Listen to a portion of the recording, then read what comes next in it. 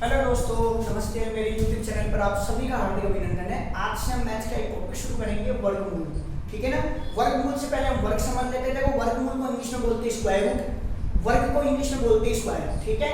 ये शुरू से 1 से लेकर 10 तक के स्क्वायर्स मैंने लिखे हैं, लेकिन आप सभी दोस्त लोग 1 से 30 तक के स्क्वायर याद कर लेना, इससे आपकी कैलकुलेशन थोड़ी सी फास्ट हो जाती है।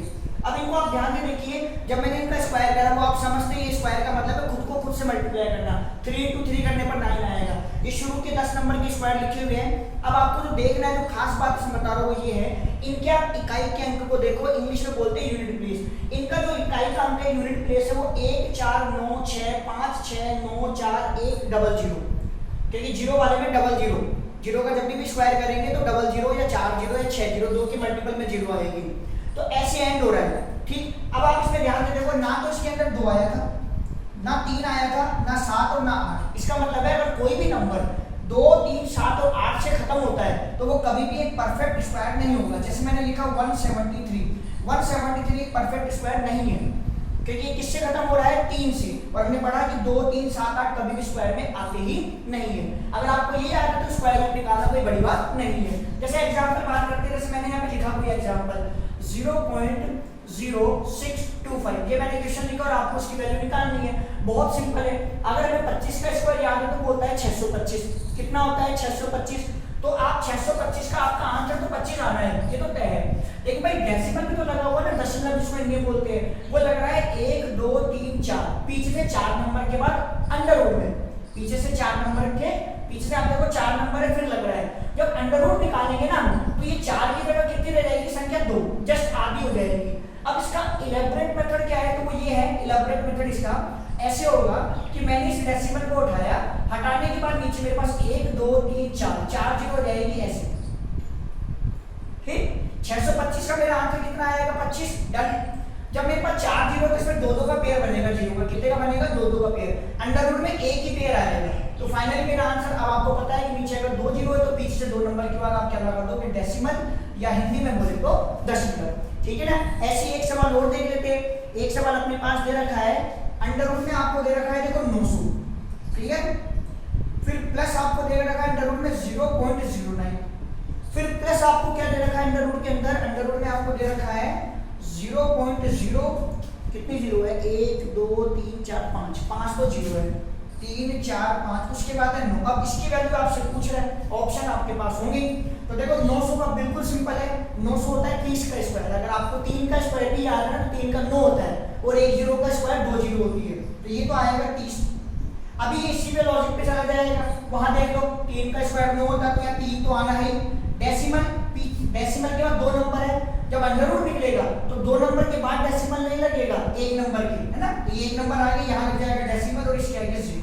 अब यहाँ काउंट करो 1 2 3 4 5 6, डेसिमल है 6 नंबर के, मतलब 6 नंबर से पहले। डन।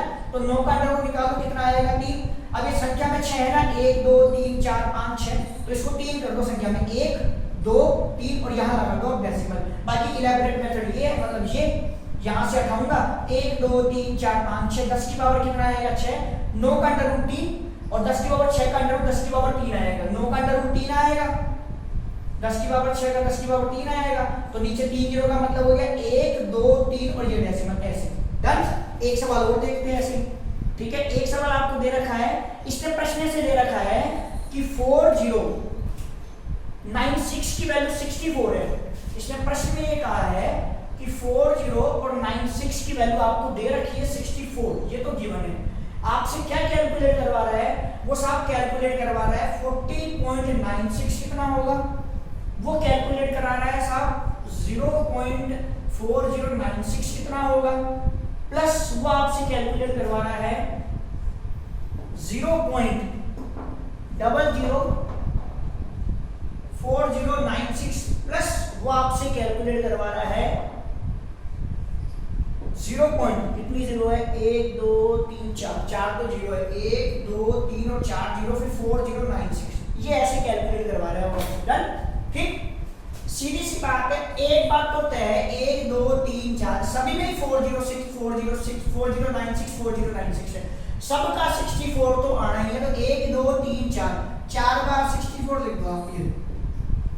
फिर मामला देख लेंगे डेसिमल के हिसाब से। यहाँ डेसिमल के बाद 2 नंबर, तो अंडर रूट में डेसिमल के बाद 1 नंबर, यहाँ डेसिमल के बाद 1 2 3 4 नंबर, तो अंडर रूट में डेसिमल के बाद कितने नंबर होंगे? 2 ही, जस्ट आधे कर देना। यहाँ काउंट करो 1 2 3 4 5 6, तो डेसिमल के बाद होने चाहिए 3 नंबर, कितने होने चाहिए? 3 नंबर। तो आपके पास 2 नंबर तो है, 1 नंबर और बनाने के लिए आगे 0 लगा दो, फिर यहाँ लगा दो डेसिमल हो ये लो। फिर यहाँ आ जाओ 1 2 3 4 5 6 7 8, डेसिमल के बाद 8, तो डेसिमल जब लगेगा तो उससे पहले 4 नंबर होने चाहिए, 2 तो है ही, तो 0 लगा दो, आगे यहाँ लगा दो डेसिमल, ठीक है ना। अब ऐड करने का तरीका अगर आपको आता तो वेल एंड गुड, जिनको नहीं आता वो आप ऐसे देख लेना। डेसिमल के नीचे डेसिमल लिखते हैं तो 6.4, देन 0.64, देन 0.064, देन 0.0064। अब टोटल कर दो आप, 4 का 4, 6 और 4 10 की 0, 80 का 1, या 80 का 1 हो गया, 6 और 4 10 और 11 की 1, 80 का 1, 6 और 4 10 और 11 की 1, 80 का 6 और 1 7, तो 7.1104 डन, यही आंसर दे रखा है। होप्स आप लोगों को वीडियो पसंद आया होगा। पर्टिकुलर किसी टॉपिक पर आपको वीडियो चाहिए तो प्लीज कमेंट सेक्शन में आप कमेंट कर दिए, डेफिनेटली बनाऊंगा। प्लीज चैनल को लाइक करें, सब्सक्राइब करें और कमेंट करें। थैंक्स।